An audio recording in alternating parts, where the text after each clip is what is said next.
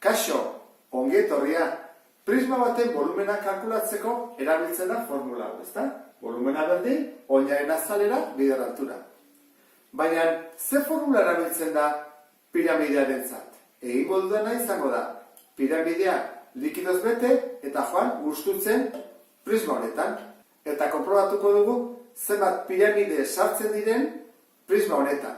Kontuan harturik altura berdina duela, ikusten duzun bezala, eta oina ere bai, biak koinziditzen dute. Ikusten duzun bezala. Orduan, hori jakinik, jarriko dut hemen prisma, eta likidoz betetzen hasiko naiz.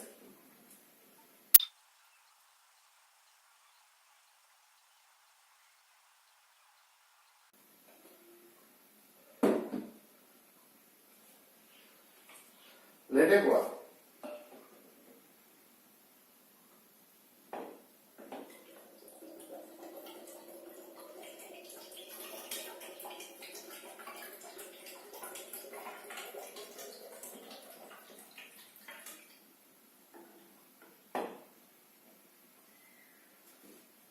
Bigarrena.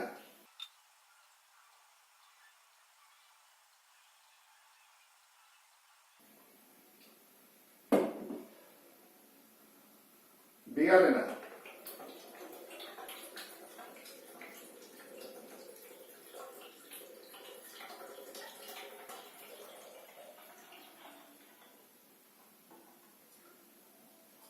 Eta hirugarrena.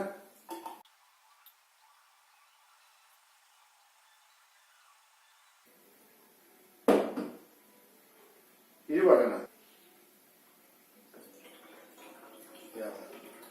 Bada.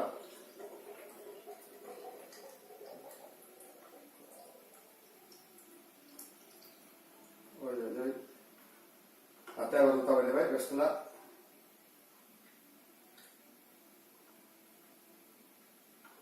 Hortxe.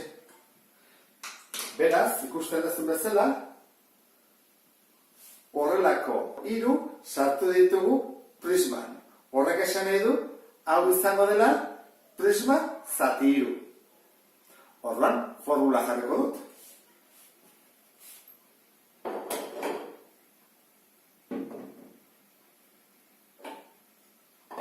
Formula orduan da, V berdin, azalera bider altura, zati 3. Eta hau da, guk erabiliko dugun formula, piramidea dugun bakoitzean. Orduan, pentsa dezagun, piramide honen volumena jakin nahi dugula. Altura 8 da, eta oina, karatu bat, edo lauki bat, 12 zentimetroko aldea duena.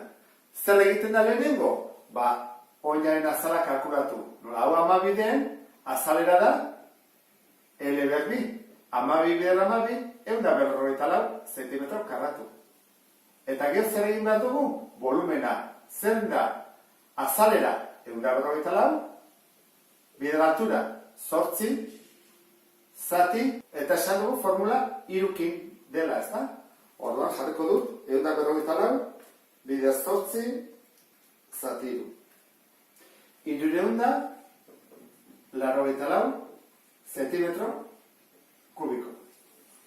Orduan, gogoratu behar duzuna da, prisma dugunean erabiltzen dela formula arrunta, eta piramidea dugunean erabili behar dela zati 3.